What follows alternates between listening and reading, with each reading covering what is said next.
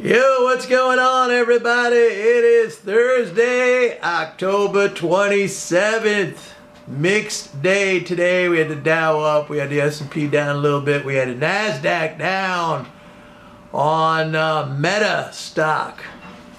By the way, Meta stock, if you looked at the earnings, their earnings per share, that was down. However, revenues were up. Users were up. You know, they had metrics in there were up. And also, the reason why earnings were down is because the company invested a lot of money in, their Meta product, the metaverse product. I mean, what's interesting to me is like, when you see companies buying back shares, right? Everybody's bitching and complaining like, look, all they know how to do is buy back their shares. They're not investing. They're not investing for the future. That's where long-term growth and profitability, blah, blah, blah, comes from. Well, here's Meta, okay? Investing a tidy sum, I might add. I don't know, it was like something like 9 billion or something. It was a really big number. They're investing, and everybody's like, oh, this is terrible. Let's drop the stock, 25%. So look, I don't know if that metaverse whole thing is going to work out. I think this Zuckerberg is a pretty smart dude. And I can see eventually down the road where, that thing is in broad use, that whole metaverse concept, like meetings and entertainment and all kinds of stuff in the meta world. You want to hear something funny? Like back in 1990, 1991, 92, I had that same idea.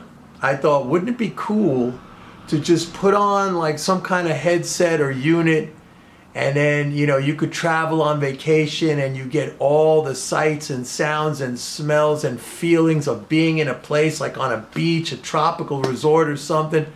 I had that. I never executed on it. I didn't even know how to execute on it anyway. Not that it means anything. I just thought, hey, I remember having that idea. Yeah, but anyway, look, if metaverse works out, then all of a sudden Zuckerberg looks like a genius because, he's going to dominate, his firm's going to dominate that space. Anyway, the point I wanted to make is that everybody's bitching and complaining when companies buy back shares. They say like, oh, is that the only thing you can do is just buy back your shares? You're not investing in your, in product and marketing and expanding your business and new innovations. And now he's doing that, and they're like, oh, that sucks. Let's drop the stock down 25%. Amazon came out after the close, and their earnings were down. But I'm going to buy that stock, and they're down like 20% too in the after hours. Folks, let me tell you something about these people who trade on, earnings releases. And I can give you a good example very recently. I mean, if you remember, I may have even spoken about this, but if you remember, and certainly I sent this out to my subscribers back then, and when second quarter earnings for JP Morgan came out, I think that was like in the first week of July or something, or the second week in July, they hammered that stock down to 105, 106, JP Morgan. And I've been bullish on banks. I've been talking about how interest rate hikes are going to flow through into massive income transfers to banks as the Fed pays interest on reserves. And people are starting to catch on to that now. But where's, so it was a negative report, or, it was at least perceived or construed as negative, terrible earnings for JP Morgan. They sold, right? Investors sold 105, 106. Stock's at 125 right now.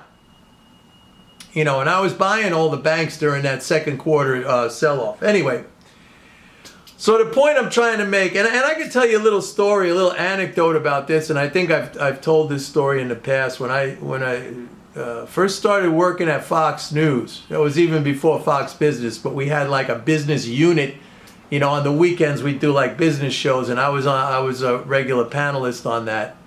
One day, one of those shows, we had Jack Welch on. He was the former CEO of General Electric during the heyday of the 90s, when the share price of General Electric was like the lead stock of the whole stock market. And eventually, we saw what Welch was doing. Like, he just financialized the whole company and took it away from its industrial base and ended up being a disaster. But anyway, that's a whole separate story. But we were sitting on this panel, it was Neil Cavuto was the host, and we had Jack Welch, and it was 2003. I remember this. And we were coming out of a recession, and Bush, Bush at the time, George W. Bush, he put through a stimulus program. Everybody got $300 checks.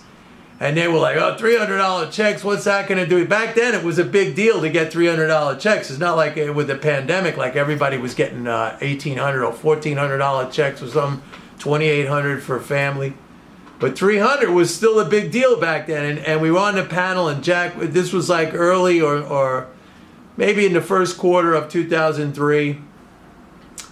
And Jack Welch is like, things are terrible. And he was not the CEO anymore, but he was still like praised and lauded as the greatest CEO of all time. Jack Welch was like the god of he was thought of as the god of CEOs, right? So he was like saying the economy is terrible. I don't see any improvement. And I argued, I said, well, we're going to be coming out of a recession because we're going to get this stimulus. It's going to stimulate consumption and investment again. Nobody listened to me. Like, who am I? Who am I? Like, I'm sitting next to Jack Welch, the god of CEOs, and he was saying it's going to be terrible. It's going to be horrible. And by the third quarter and the fourth quarter of 2003, we were zooming right up into positive economic growth, and stocks were bouncing back. So all I'm saying is, like, you can't always listen to these CEOs, number one. Number two, they tend to paint not necessarily a negative picture, but a very cautious picture because, they got to sign off on that, and that makes them legally liable. They can't mislead. So it's better to be, cautious. It's better to be a little bit negative. And then they come out, every quarter and they beat their earnings and, we didn't see that, But most of the stuff that CEOs look at, I would say as an economist, we call that coincident indicators. That's what they see right now on their books, like their order books, supply, things like that. But that could change. That could change. They're not forecasters. They're businessmen and women. And they look at their book and they say, we don't have that many orders. It's going to stay bad. We better tell people it's going to stay bad. But, that could pick up. Anyway, I want to get to a question. Somebody asked me a question. He said, Mike, can you clarify that the government doesn't have to sell treasuries in order to fund its spending? And that's exactly correct, okay? Treasury sales are nothing more than a reserve drain. I did a whole video on this in the, back a couple of weeks ago, and I said, you can't even buy a treasury unless you have dollars. The dollars have to be put into the economy first. The dollars have to be spent into the system first in order for anyone to have the dollars to buy a treasury. Treasury sales came about, way back when we were on the gold standard. Okay, they were a way to swap out basically cash from investors because the government didn't want that cash to be used to buy gold.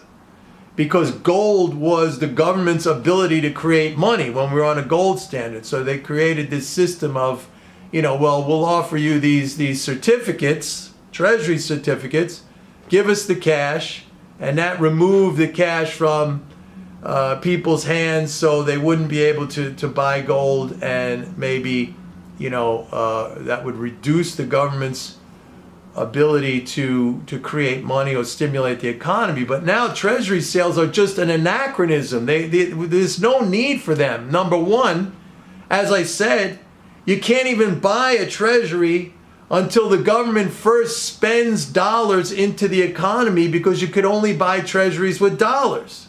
The dollars have to be there. It's like I said, you can't drain a swimming pool before you fill it up. You got to fill it up with water first before you could drain it.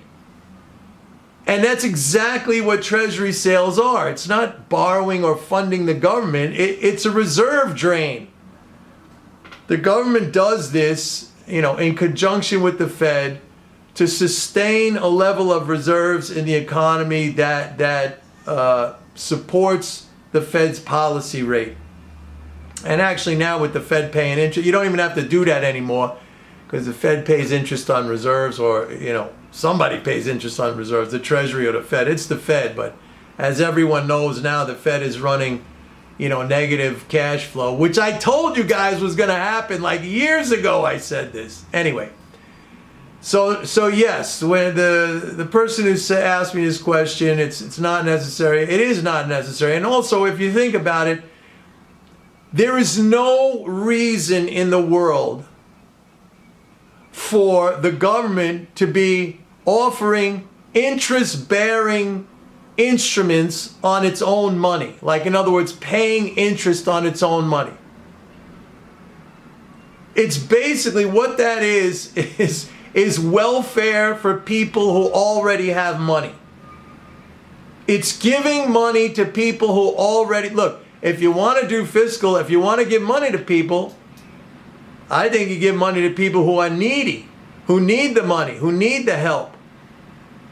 Giving money where the government doesn't even need to give extra money to anyone, it's a monopoly issuer of its own money, of the dollar. It doesn't have to pay on those dollars, on top of those dollars. And when it does this, as it does with the issuance of government securities, it's literally giving money to people who already have money. I mean, what's the deal with that? You talk about unfairness. That's what that is.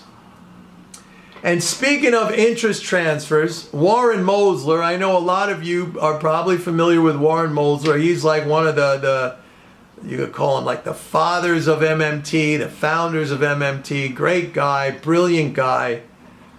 He posted on Twitter today a chart, government expenditures, interest payments. You could see right here, here's the chart.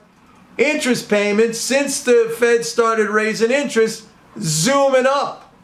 And as he said in his tweet, this doesn't include what the Fed is paying interest on reserves to the banks. It doesn't include the accruals and interest to TIPS. Those are the Treasury inflation protected securities. And it doesn't include accruals to T-bills, which, I've said before, sold at a discount, and that discount basically is their rate. When they mature, you get the full face value, but they're sold at a discount. So, it's going through the roof. But this is money to people who have money. Look, I don't make policy. It wouldn't be my thing. But that's what this is. Folks, I went to the dentist today to get my semi-annual cleaning. It's very important.